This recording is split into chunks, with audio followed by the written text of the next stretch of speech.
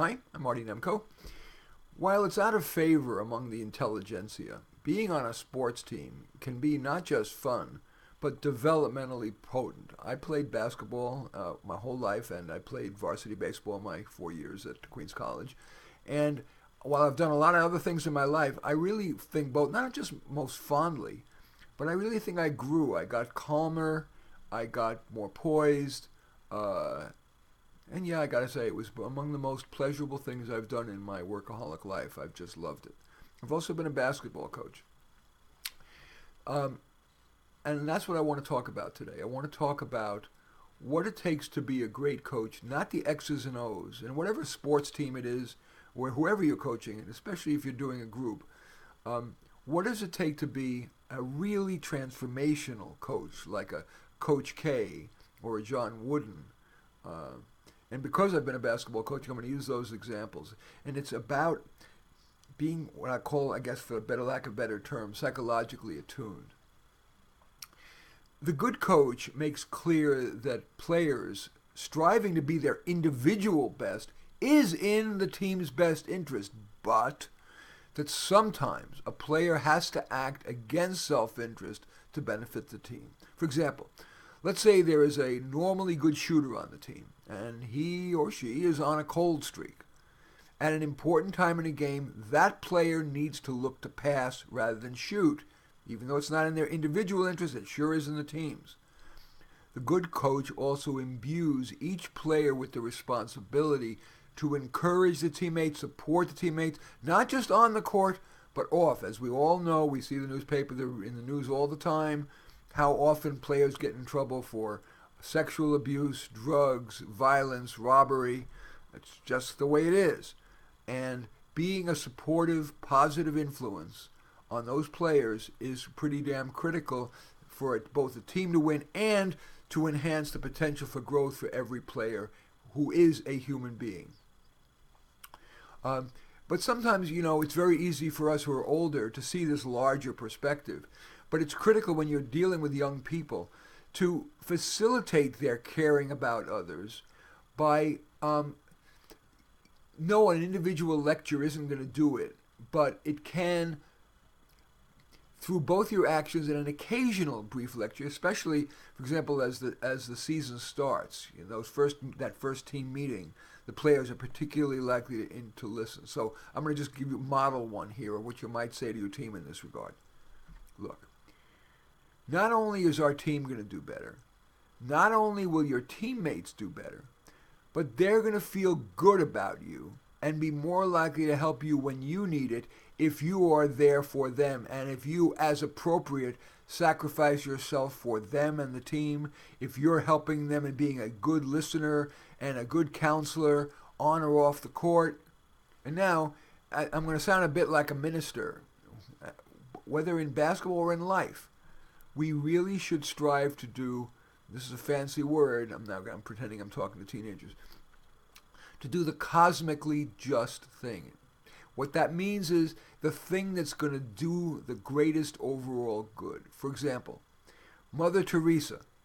I know none of you guys are Mother Teresas. Humor never hurts. Mother Teresa no doubt was self-sacrificing as she was in the sewage stench, the shit of Calcutta. And a good coach will occasionally curse a little bit to not seem holier than thou. But not curse as in yelling to the player, "You asshole!" No. But anyway, to seem more human. Anyway, so Mother Teresa no doubt was self-sacrificing amid the sewage stench of Calcutta. Her ankles were ever bitten by scorpions. But she knew that her life was better led, that more good would accrue, more good would happen by her enduring all of that to help all of those struggling people. Don't worry, players, I'm not asking you to smell any sewage or endure any scorpion bites. Again, the humor thing can help. Continuing on for what it takes to be a good coach. Motivation, of course, is so critical. All players can work at 50% of their capacity or 100. And I want to talk a minute about why you shouldn't get them to be at 110% in a moment. But you can enhance that motivation to be your best the way you run practices as a coach. A coach loses more than he or she gains by making practices too long or too rigorous, exhausting them, or without convincing the team that a given activity or an unusually long practice is worth it. Normally, practices should not extend beyond 2 hours. They've got to be well organized so it doesn't seem like chaos. They got to feel like you're in control of the situation. It's got to be varied. You can't just have, you can have a different activity for every 15 minutes or 20 minutes or whatever. And they should be physically demanding only to about 90% of an individual player's physical capacity. You're going to vary it with the player to the extent you can. You see, during the game, their adrenaline is going to push them to 100%. And you don't want them to go to 110%. That's a formula for getting some of your players to burn out, and it's not the way to live life. A really great team, and they don't have to, championship is not the only goal, but showing that by being within reason, being your best, not killing yourself beyond what you can do, but being a smart player and a team player, that can create a winning season and maybe even a championship. But I would rather have my players finish second or third or fourth in the league and have grown as human beings, had fun, and learned the right kind of values in terms of pushing yourself reasonably, sustainably, and ethically, of course. Now, but let's say a coach is deciding, for example, to run an extra long practice.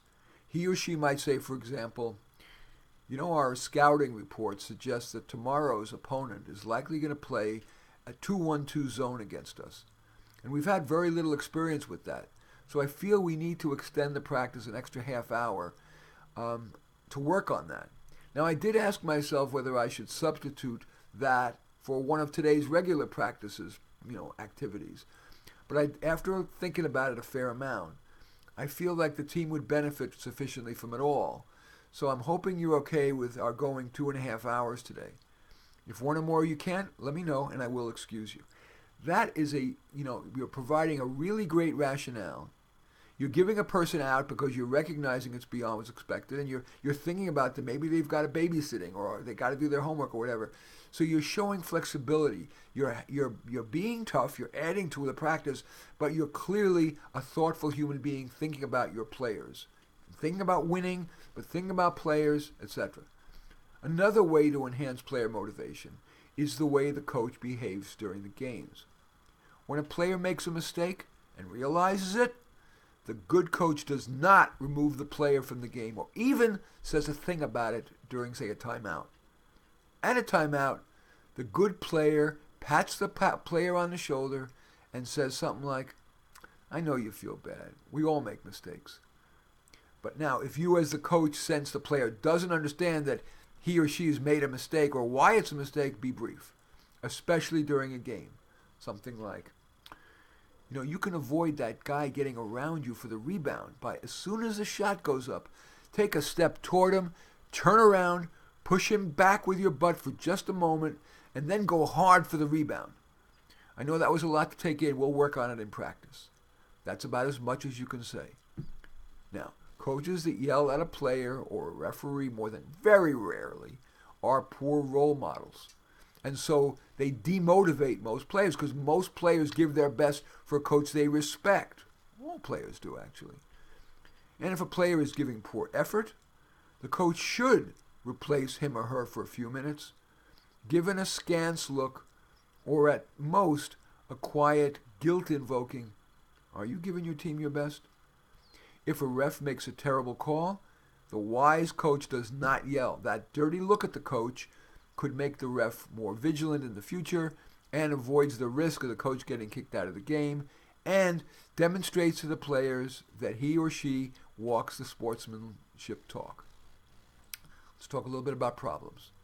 It's well documented in the psychology literature that it's wise to use both earned praise and punishment, but with a bias toward looking for the praiseworthy. Use the minimum punishment that has a good chance of working. Sometimes all that's needed is that askance glance.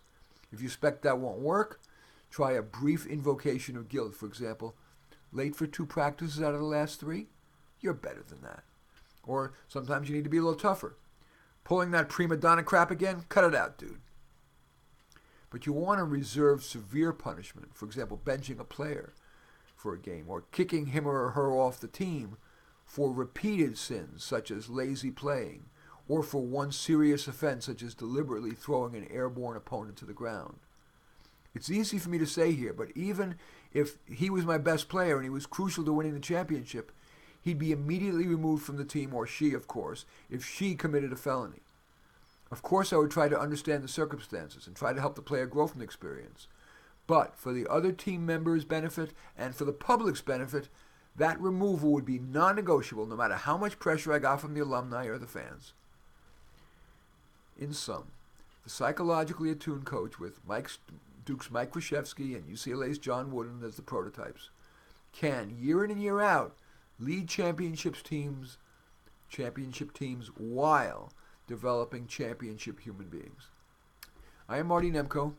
If you like this video and in general, I welcome you looking down at the subscribe button and subscribe, or the like or the share or whatever you want to do. I do thank you for watching. In any event, I am Marty Nemko.